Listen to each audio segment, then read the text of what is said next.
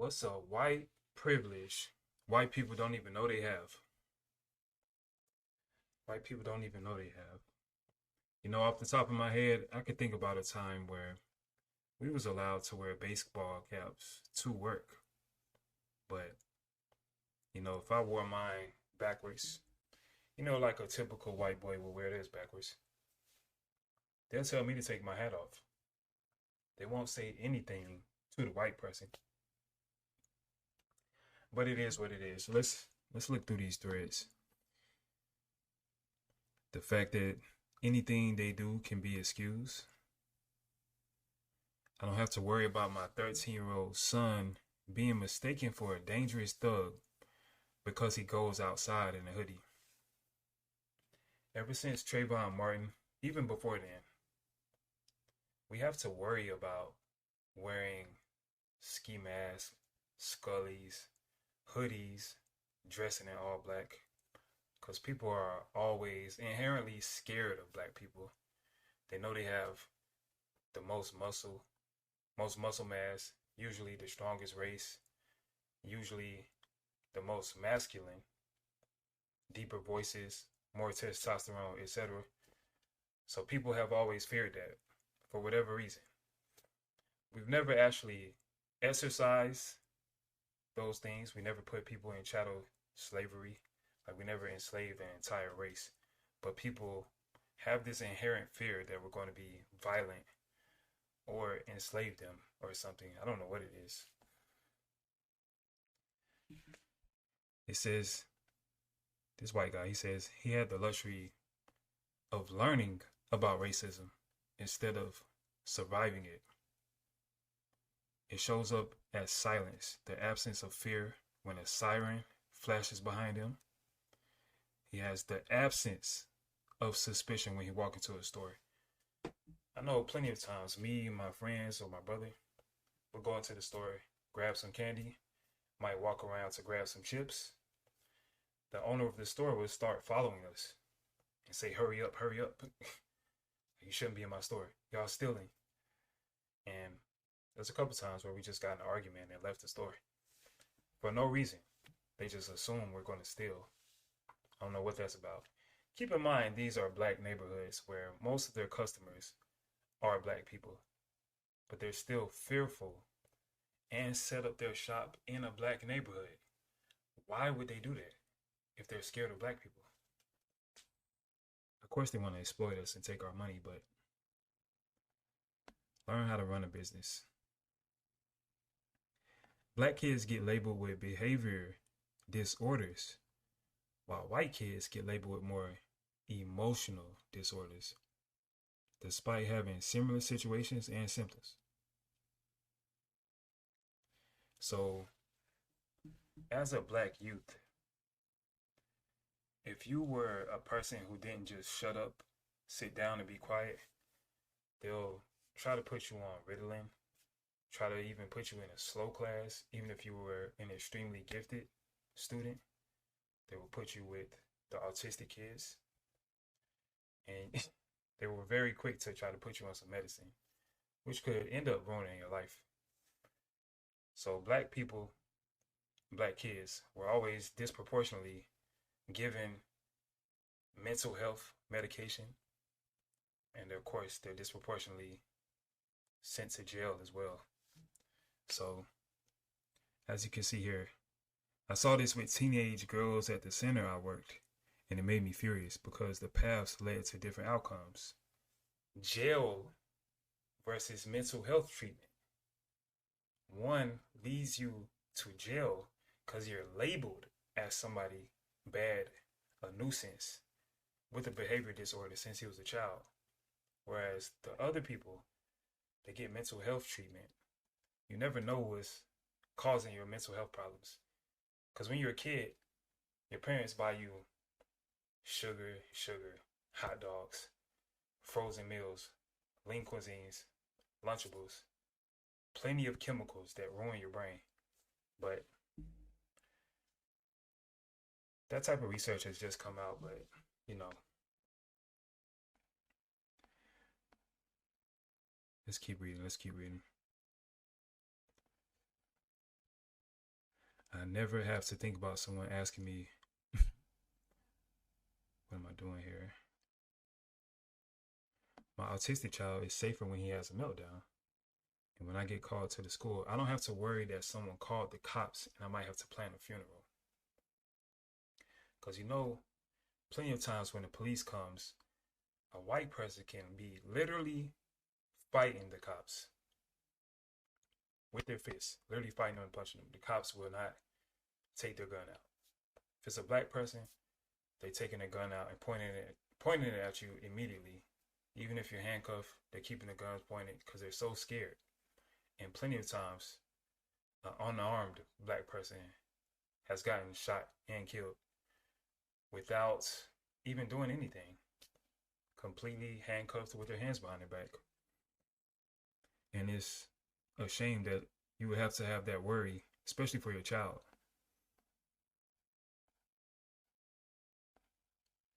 And I see a lot of nurses and stuff commenting. Everybody knows that when you're black, you're more likely to die having a baby, more likely to die in labor. The doctors see a black person as somebody that doesn't need pain meds, somebody that can take the pain. Y'all been through slavery, so you should be used to pain. So yeah, a black woman is 5 times more likely to pass away given labor than a white person. It's a shame. The shampoo and conditioners at the hotel will work on your hair. See, for us, the shampoo, it doesn't work at all. Completely dries out our hair. It's not made for us. And that's pretty funny that she noticed that. But yeah, it doesn't work for us at all. I used to be able to obtain an abortion when I was younger, but I can't now. The right to make choices over your body was taken away. I'm glad to be past childbearing. I feel for those. I don't know what she's talking about. It's kind of irrelevant. I'm an immigrant to Australia. I've never been told to piss off back to my own country. They do tell us that to go back to Africa all the time. It's crazy. Imagine somebody bringing you from Africa in droves, millions of people, according to this theory, bringing millions of black people here and then telling them to go back to their country. Y'all wanted them so bad that y'all went over there thousands of miles on a ship and stole them, captured them. But now you want them to go back. They needed us to build a country. They couldn't do it themselves. They needed us. White disabled people get treated better than non-white disabled people. You can be oppressed in one area, but still have privilege in another. I experienced medical gaslighting and misogyny from healthcare and ableism, but I have never been treated badly for my skin color. Let's see. I don't fear my son's life when they leave the house in a hoodie, of course. A black woman, I'm not ready to read these comments. Some of them are very triggering, and I'm actually a recruiter and work in HR, and I still don't want to read these comments.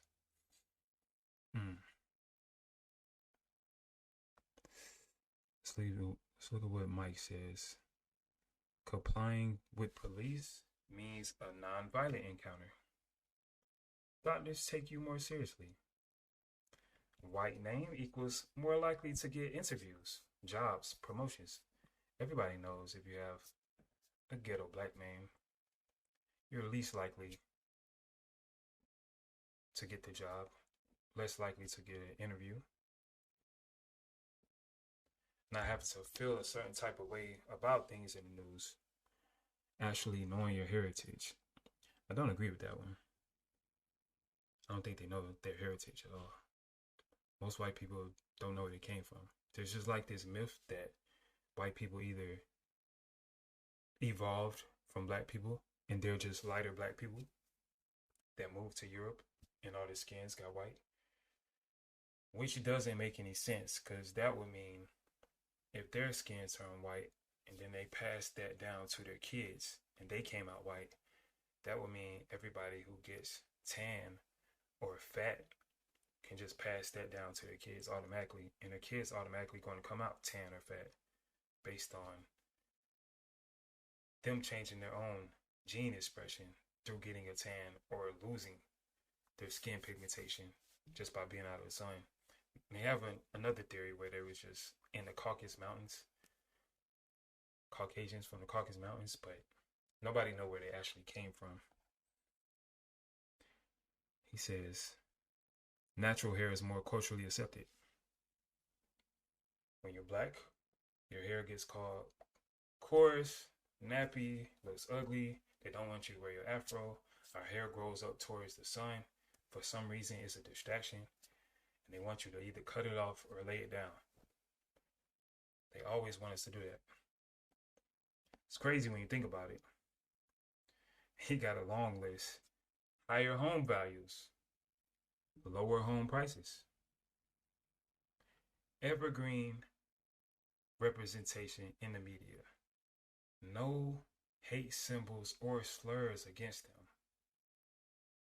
generational wealth being held down, way more safe spaces in the communities, never being treated like the mascot, the token white person.